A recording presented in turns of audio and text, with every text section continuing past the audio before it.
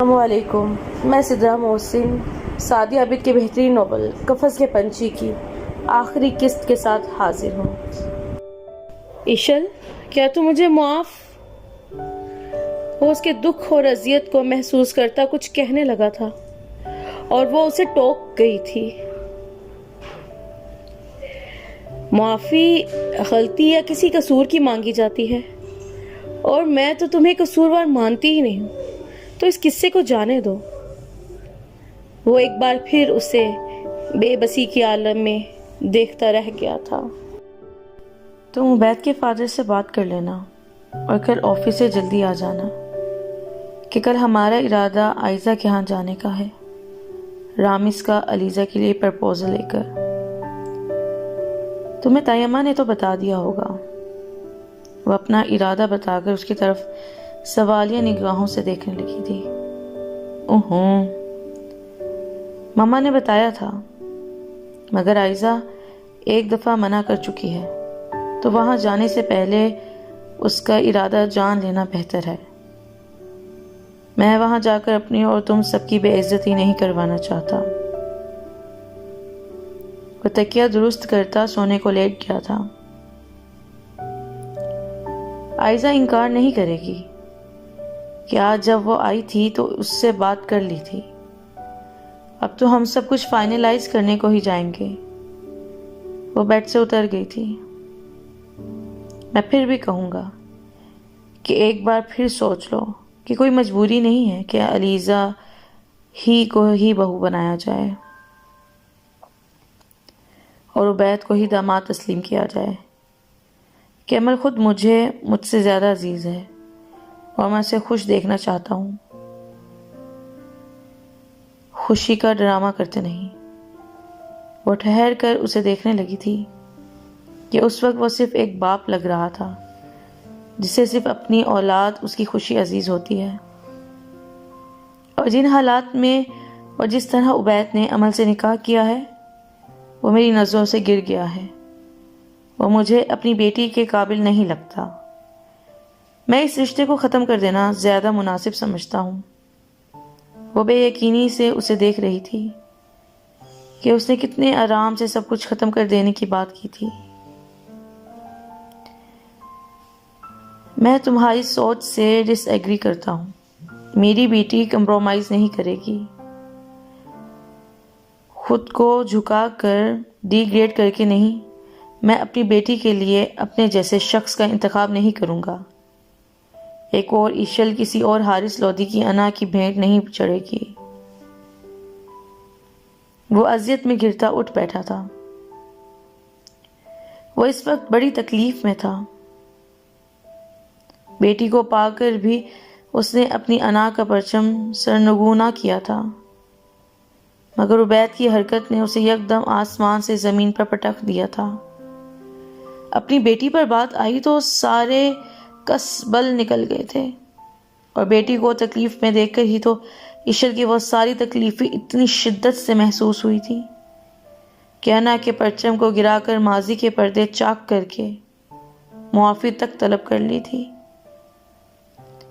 عمل کے ساتھ وہ سب کچھ نہ ہوتا تو شاید وہ انا کی بقا کی خاطر محبت کو ہار جانے دیتا۔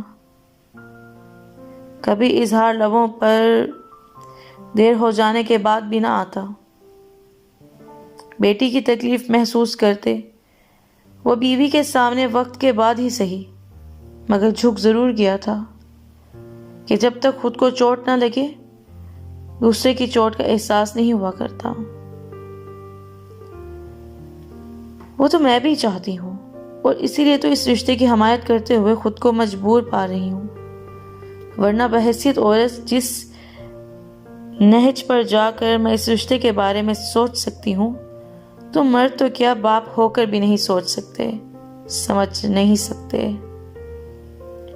اپنی بیٹی کی بے بسی کا ادراک ہے مجھے کہ اس نے کتنا بے بس ہو کر وہ سب کچھ کیا، لیکن میں اسے مزید مجبور نہیں دیکھ پاؤں گی۔ رشتہ ہم نے ختم کیا تو کس کس کو کیا کیا جواب دیں گے۔ عمل ابھی دکھی ہے، اس دکھ کو سہ گئی ہے، اس دکھ کو سہ لے گی، مگر تانے اٹھی انگلیاں سہ نہیں پائے گی، اس لیے عمل کی بھلائی رشتہ جڑے رہنے میں ہی ہے کہ عبید چاہے اپنا اعتبار کھوتا ہماری نگاہوں سے گر گیا، عمل کی نگاہوں سے گر گیا ہو، مگر عمل کی عزت کا محافظ اب وہی ہے، اس کے ساتھ ہی عمل کا تحفظ ہے۔ عمل کے سر پر عزت کی چادر تنی ہے کہ وہ شخص جو کر سکتا تھا کر چکا ہے، اور آگے بھی اگر کچھ غلط کرنا چاہے تو وہ با اختیار ہی رہے گا، لیکن وہ عمل پر انگلی نہیں اٹھا سکے گا۔ عمل کو اذیت اور تکلیف تو دے سکتا ہے، اسے بے عزت نہیں کر سکتا، اور یہی بات عمل لودھی کو اذیت سہنے کے لیے میدان مہیا کرتی رہے گی۔ اس نے حارث لودھی کو لاجواب سا کر دیا تھا کہ بیٹی کا دفاع کرتے، اس کے تحفظ کی اساس بیان کرتے کرتے وہ اسے اس کے سوالوں کا جواب بھی دے گئی تھی کہ وہ تمام عمر اسی الجھن میں رہا تھا کہ کیوں اور کیسے ایشور نے اتنی اذیت سہ لی۔ آج جواب مل گیا تھا کہ عزت اور چار دیواری کے لیے وہ سب کچھ سہ گئی تھی، اور اسے وہ درمیانی شب یاد آ گئی تھی جب اس نے ایشور سے کہا تھا وہ اسے بیوی نہیں سمجھتا۔ تب وہ کیسے بھڑک اٹھی تھی، مرنے مارنے پر تل گئی تھی۔ اس کا خطرناک مرنے مارنے والا روپ تو اس نے پہلی بار دیکھا تھا، اور اس نے وہ بات جس سینس میں نہیں کہی تھی وہ اسی سینس میں لے گئی تھی، جبکہ اس نے تو بات برائے بات کی تھی، ارادہ تکلیف دینے کا تھا، مگر کہہ کر پچھتایا تھا۔ وہ کم از کم ایسی کوئی بات دوبارہ کہنے سے توبہ کر چکا تھا۔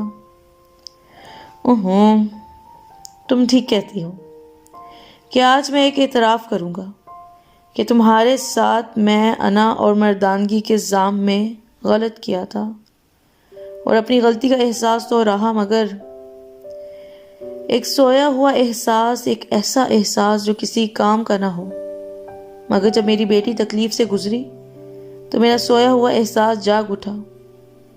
اس لیے میری تم سے گزارش ہے کہ تم مجھے میری بیٹی کے لیے ہی دل سے، ذہن سے، مکمل سچائی کے ساتھ معاف کر دو کہ تمہیں تکلیف میں دیکھ نہیں پاتا تھا تو نگاہ چرا لیتا تھا، لیکن اب نگاہ تک نہیں چرا سکتا کہ عمل کی تکلیف کا تصور ہی میری نگاہوں میں مرچیں بھر دیتا ہے، اور مجھے آنکھیں چرانے کی بجائے آنکھیں ملنی پڑتی ہیں، اور جب انگلیوں کی پوروں پر میری ٹوٹی پلکیں رہ جاتی ہیں نا تو احساس ہوتا ہے کہ میں کتنی تکلیف سے گزر چکا ہوں، کیا کچھ کھو دیا ہے میں نے۔ اس لیے تو مجھے میری بیٹی کے لیے معاف کر دو کہ میں عمل کو تکلیف میں نہیں دیکھ سکتا۔ اس کے کاندھے پر بولتے بولتے سر ٹکا گیا تھا، اور اس کا شانہ حارث کے آنسوں سے بھیگنے لگا تھا۔ حارث، تم نے مجھے بہت تکلیفیں اور اذیتیں دی ہیں، لیکن میں تم سے بہت چاہ کر بھی نفرت نہیں کر پائی۔ کبھی تمہیں بد دعا نہ تھی، کبھی میرے دل سے تمہارے لیے آہ نہ نکلے کہ تم مجھے ظالم اور اپنا آپ کبھی مظلوم نہیں لگا، اس لیے معاف کرنے کا تو سوال ہی پیدا نہیں ہوتا۔ اور جب میں نے کبھی زاہد خان کو اپنا کم از کم ایسا مجرم نہیں سمجھا جس کو معاف کرنے نہ کرنے کی نوبت آئے، اس لیے تم ہر وہم ذہن اور دل سے نکال کر پرسکون ہو جاؤ، اور یہ بھی شک اور وہم ذہن میں نہ لاؤ کہ عمل کے ساتھ کچھ غلط ہوگا، اور آگے اللہ نہ کرے کہ کچھ بھی غلط ہو تو اس میں ان حالات کا ہاتھ ہوگا جو تم نے میرے لیے پیدا کر دیے تھے کہ جو کرتا ہے اللہ اپنی مرضی سے کرتا ہے، کبھی سکھ تو کبھی دکھ۔ میں نے زندگی میں صرف دکھ نہیں اٹھائے، خوشیاں بھی پائی ہیں، اور ہماری عمل بھی دکھوں سے نکل کر خوشیوں کے ہنڈولے میں جھولے گی۔ مجھے اللہ پر یقین ہے۔ وہ ایک دم سکون اترتا محسوس کرنے لگا تھا، اور ضمیر پر پڑا بوجھ ذہن اور دل سے سرکتا چلا گیا تھا۔ ایشور اس کے ساتھ ساتھ مسکرا دی تھی، بہت کچھ نہ پا کر اور بہت کچھ کھو کر اس نے صبر اور برداشت اور اللہ پر بھروسے کی راہ پر چلتے چلتے آج سب کچھ پا لیا تھا۔ اس کا دل سجدہ ریز ہونے لگا تھا۔ علیزہ، تمہارے بابا اسٹڈی میں ہیں، انہیں چائے وہیں دے آؤ اور جلدی سے فریش ہو جاؤ، باقی سب کام میں خود ہی دیکھ لوں گی، وہ بیٹی کو دیکھتے ہوئے بولی تھی، جس کا گلابی رنگ کھل اٹھا تھا۔ لبوں پر دھیمی سی مسکان اور آنکھوں میں روشنیاں سی لیے وہ بے حد مسرور تھی، اور اس نے بیٹی کی دل ہی دل میں نظر اتارتے ہوئے نگاہ اس کے چہرے سے ہٹا لی تھی کہ مباد اس کی ہی نظر نہ لگ جائے کہ اسے بیٹی کافی ماہ بعد یوں مسرور اور کھلی کھلی لگ رہی تھی۔ جی ماما، وہ دھیمے سے کہتی مگ میں چائے نکالتی ٹرے میں رکھ کر اسٹڈی کی طرف بڑھ گئی تھی۔ ماما، بابا آپ کو بلا رہے ہیں۔ سلاد کاٹتی آئزہ چونک اٹھی تھی، اور جس وقت وہ اسٹڈی میں آئی، اسٹڈی میں دھواں بھرا ہوا تھا۔ خزائن اس کے سامنے اس کی ناپسندیدگی کے سبب اسموکنگ نہیں کرتا تھا، اور رانا صاحب کے وفات کے بعد باپ کی طرح زیادہ تر اسٹڈی میں گزارتا تھا کہ اس نے 1 سال قبل ہی ریٹائرمنٹ لے لی تھی۔ آپ سدھر نہیں سکتے، اس نے قدرے خفگی سے کہتے ہوئے کھڑکیاں کھولی تھی۔ سوری، میرا دل نہیں کیا کہ اٹھنے کا، ورنہ پہلے ہی کھڑکیاں کھول دیتا تو آپ کو کوفت سے بچا لیتا، وہ قدرے شرمندگی سے بولا تھا۔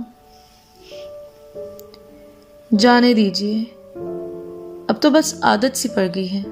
خیر، آپ کہیے جو کہنا ہے کہ علیزہ صبح سے کچن میں میرے ساتھ لگی ہے، میں چاہتی ہوں کچھ دیر آرام کر لے۔ آپ فی الحال میرا قیمتی وقت ضائع کر رہے ہیں، وہ جلدی جلدی بولی تھی، اور خزائن رانا اس کا ہاتھ تھام کر اسے سامنے والی کرسی پر بٹھا لیا تھا، اور وہ سوالیہ نظروں سے اسے دیکھنے لگی تھی۔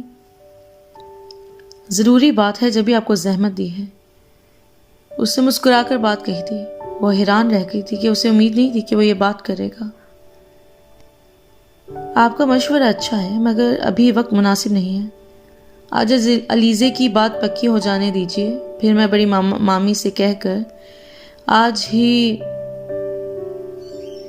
دوں گی، اس کے جواب کے مطابق فیصلہ کر لیں گے کہ آج ڈائریکٹ ہاشم بھائی سے بات کرنا مناسب نہیں لگے گی۔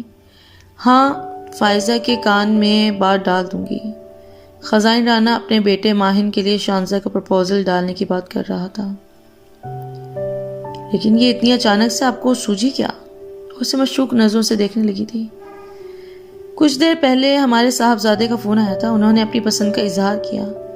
ماہن لندن یونیورسٹی میں زیر تعلیم تھا، مجھے مناسب ہی لگا، اس لیے تمہیں کہہ دیا۔ اب جو تم مناسب سمجھو۔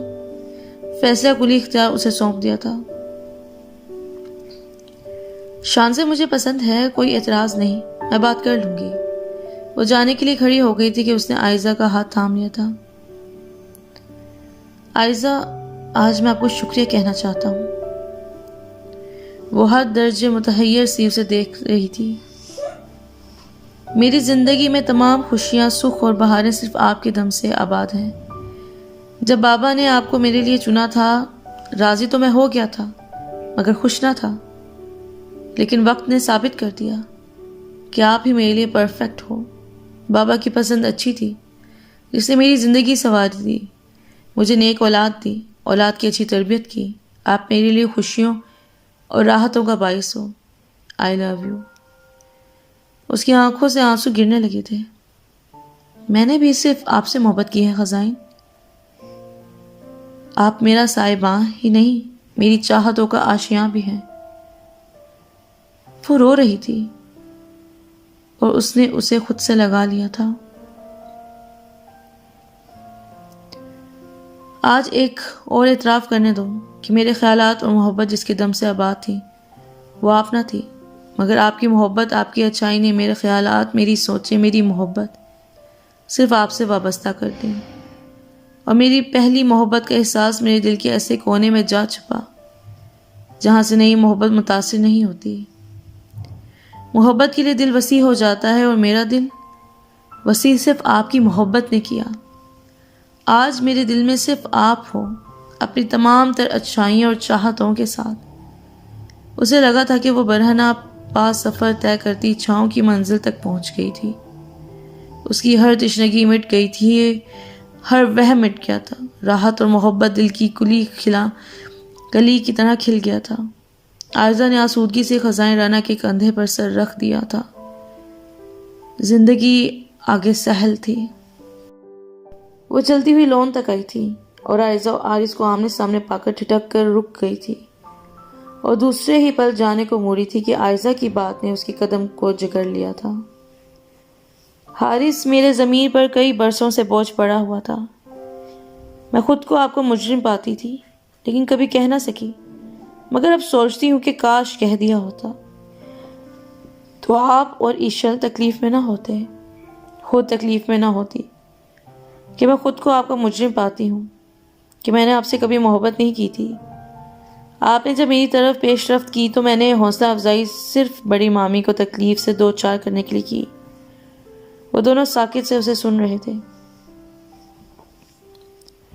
بڑی مامی مجھ سے نفرت کرتی تھی اور آپ مجھ سے محبت کرنے لگے تھے، اس لیے میں نے سوچا کہ ساری نفرتوں کا بدلہ ایسے ہی لوں گی، مگر یہ ممکن نہ ہو سکا کہ آپ کو مجھ سے شدید محبت تھی ہی نہیں۔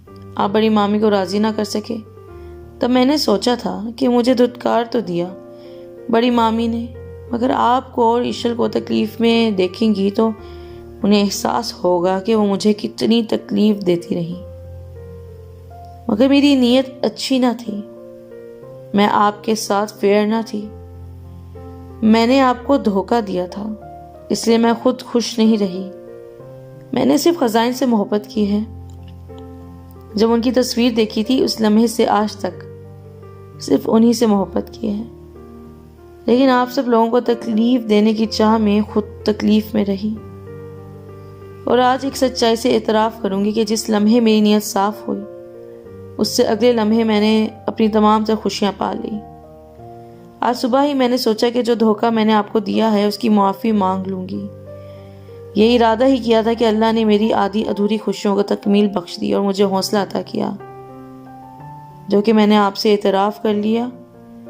وقت بہت بیت گیا ہے، مگر ہو سکے تو مجھے میرے دھوکے کے لیے معاف کر دینا کہ میں نے آپ سے محبت کی ہی نہیں۔ میری زندگی کی پہلی اور آخری محبت میرے شوہر خزائن رانا ہے۔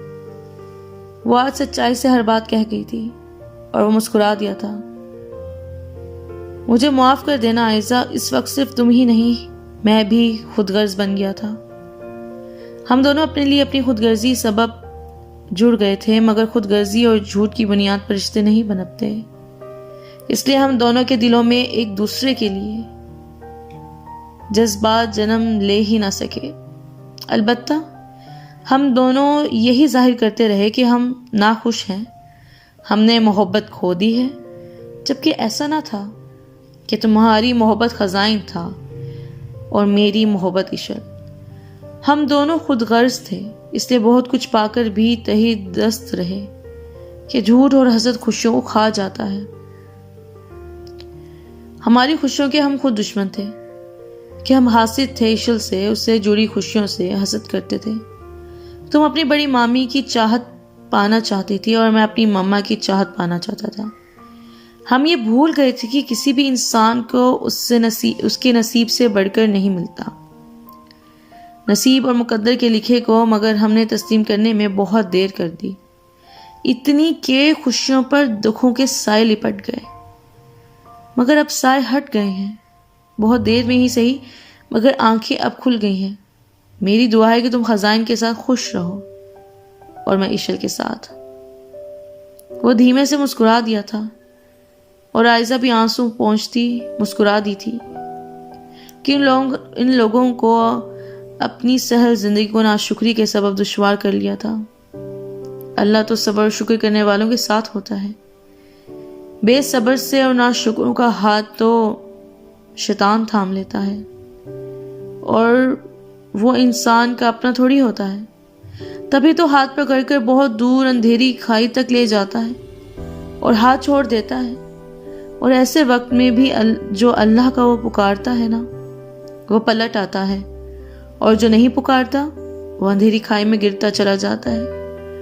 اور وہ دونوں بھی ان خوش نصیبوں میں سے تھے جو اندھیری کھائی میں سے پلٹ آئے تھے کہ شیطان چاہے جہاں تک لے جائے، اللہ چاہے تو انسان صراط مستقیم پر، نیکی کے راستے پر پلٹ ہی آتا ہے۔ جیسے وہ دونوں ہی نہیں زاہد مراد خان بھی پلٹ آیا تھا۔ کئی سالوں بعد وہ سب ایک جگہ جمع ہوئے تھے۔ ہر طرف گہما گہمی اور کہے تھے۔ وہ تینوں دوستیں آف وائٹ سلک کی سٹائلش ساڑیاں پہنے اسٹیج پر کھڑی تھیں۔ ایشل درمیان میں تھی، دائیں جانب مہرخ اور بائیں جانب عائزہ کھڑی تھی۔ ان تینوں کے ہاتھوں میں گفٹ تھا جو وہ ایک دوسرے کے بچوں کو دینے والی تھی۔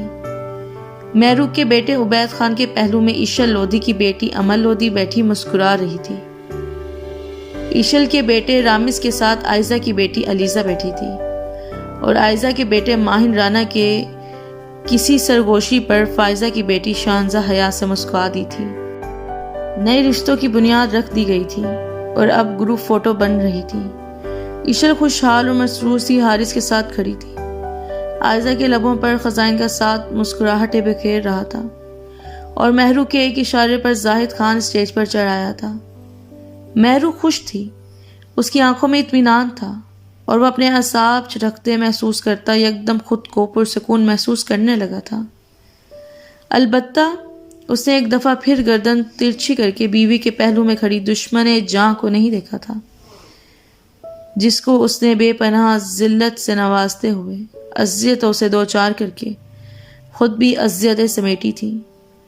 مگر وہ اس لمحے سے اس سے محبت کرتا تھا جب وہ مہرخ کے گھر سے اپنے گھر جا رہی تھی اور راستے میں گاڑی خراب ہوئی تھی تو اس سے ٹکرایا تھا، اور اس شام اس کی گلابی آنکھوں کے سرخ ڈوروں میں اس کا دل بندھ رہ گیا تھا۔ گلابی آنکھوں کے سرخ ڈورے وقت کے ساتھ پانی میں بہہ گئے تھے، مگر اس کی ذات اسی شام کی کسی منظر میں رہ گئی تھی جس کے حصار سے وہ کبھی نکل نہیں سکا تھا۔ مہرخ کی چاہت بھی اسے سرخ ڈوروں سے آزاد نہ کروا سکی تھی اور اس کی چاہت پانی میں بہتے بہتے سمندر بن گئی تھی، اور سمندر سے وہ اپنی چاہت کے ڈورے کیسے تلاشتا، اس لیے وہ انہی کے حصار میں تھا اب تک۔ فوٹو سیشن کے بعد وہ اسٹیج سے اترا تھا، اسی لمحے اس کی نگاہ حارث کی کسی بات پر ہنسی ایشل پر پڑی تھی، ٹھہری تھی اور نم ہوتی جھک گئی تھی۔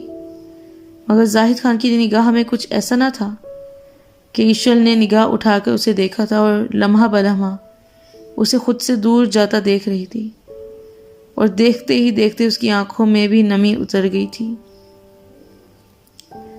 نفرت کے پنچھی کو پھرپھراتے محسوس کرتی وہ قفس میں سانس لینے کی کوشش کرنے لگی تھی، مگر اسے لگا تھا کہ کسی بھی پل اس کی سانس تھم جائے گی، کہ وہ نفرت کے پنچھی کے ساتھ قفس میں رہنے کی عادی ہو گئی تھی۔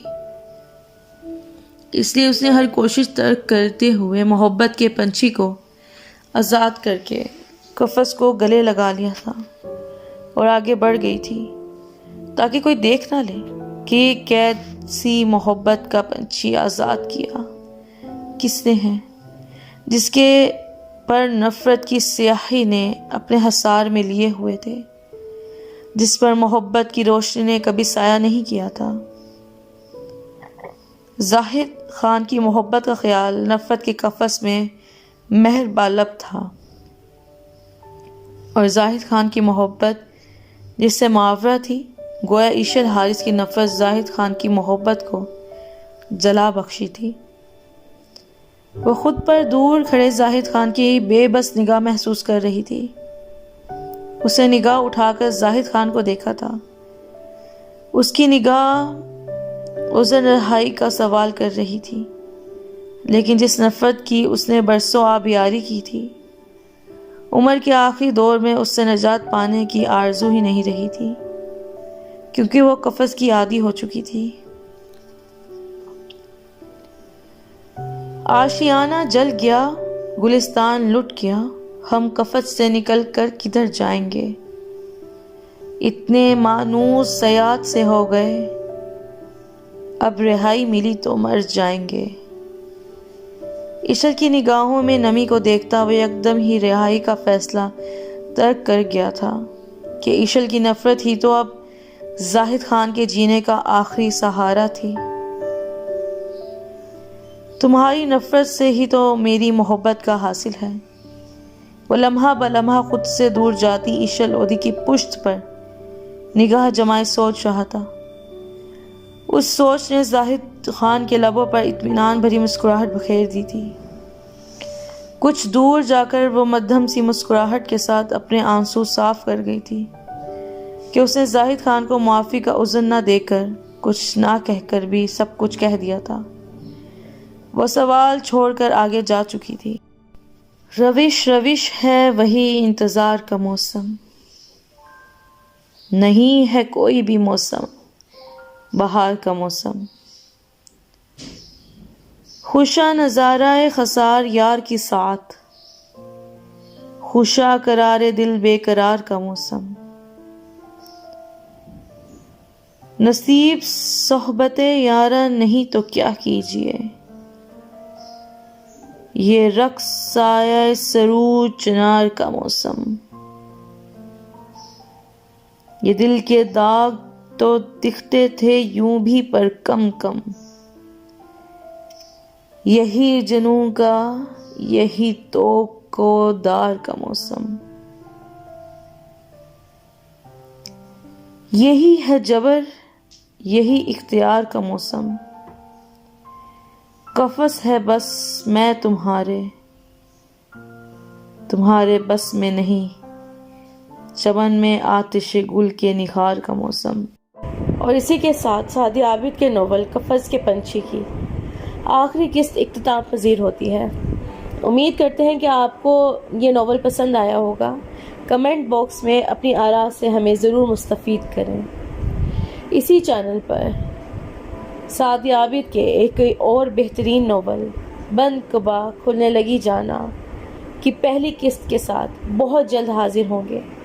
ماہ کنعان کی بےتاب عشق کی داستان ضرور سنیے گا، صرف اور صرف سعدیہ عابد آفیشیل چینل پر، اور اپنی آراء سے مستفید کرتے رہیے گا۔ بند کبا کھلنے لگی جانا کی پہلی قسط کے ساتھ بہت جلد حاضر ہوں گے۔ اللہ نگہبان۔